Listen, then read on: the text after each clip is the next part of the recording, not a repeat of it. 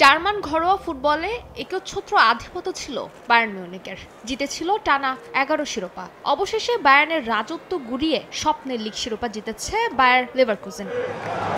Xavi আলোনসোর ছোঁয়ায় বদলে গেছে ক্লাবটি। চলতি মৌসুমে এখন পর্যন্ত হারের স্বাদ পায়নি লেভারকুসেন। অন্যদিকে সাম্প্রতিক সময়ে এমন বাজে মৌসুম কাটেনি বায়ার্নের। ইংলিশ তারকা হ্যারি কেইনকে দলে ভিড়িয়েও হয়নি কোনো লাভ। ঘরোয়া সব শিরোপাই হাতছাড়া হয়েছে। টিকে আছে শুধু চ্যাম্পিয়ন্স লিগ জয়ের সম্ভাবনা, সেটাও যে বেশ কষ্টসাধ্য তা বলাই যায়।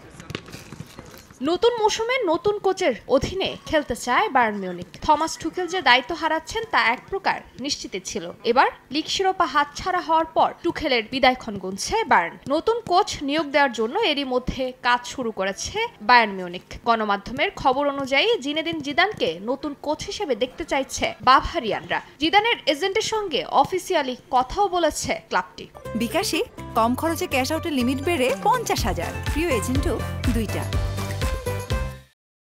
2014 সালে রিয়াল মাদ্রিদের বি দলের দায়িত্ব নিয়ে কোচিং ক্যারিয়ার শুরু করেন জিনেদিন জিদান। 2016 সালে রিয়াল মাদ্রিদের প্রধান কোচ হন তিনি। প্রথম দফায় 2018 পর্যন্ত দায়িত্ব পালন করেন বিশ্বকাপ জয়ী তারকা। এরপর আবারও 2019 সালে ফেরেন সান্তিয়াগো বার্নাব্যুর ডাগআউটে। 26 মাস পর ছেড়ে দেন দায়িত্ব। এরপর আর কোনো দলের কোচ হিসেবে যোগ দেননি 51 বছরের ফরাসি তারকা। যদিও বেশ কিছু ক্লাব তাকে প্রস্তাব দিয়েছিল দায়িত্ব নিতে, মধ্যে ছিল প্যারিস সেন্ট জার্মেইও। এছাড়াও সাবেক ক্লাব ইউভেন্টাসের সঙ্গেও নাম জড়িয়ে বেশ কয়েকবার খবর শিরোনাম হয়েছেন জিদান।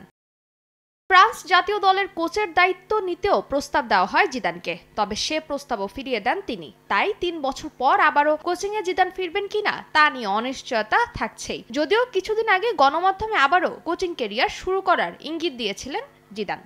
সত্যি বলতে যে কোনো কিছুই ঘটতে পারে, তবে এই মুহূর্তে আমি নিজেকে একটু সময় দিতে চাই। তবে এটা নিশ্চিত করে বলতে পারি আমি আবার কোচিংয়ে ফিরতে চাই। আমাকে যে কোনো সময় আবারও ডাগআউটে দেখা যাবে বলে আশা করছি।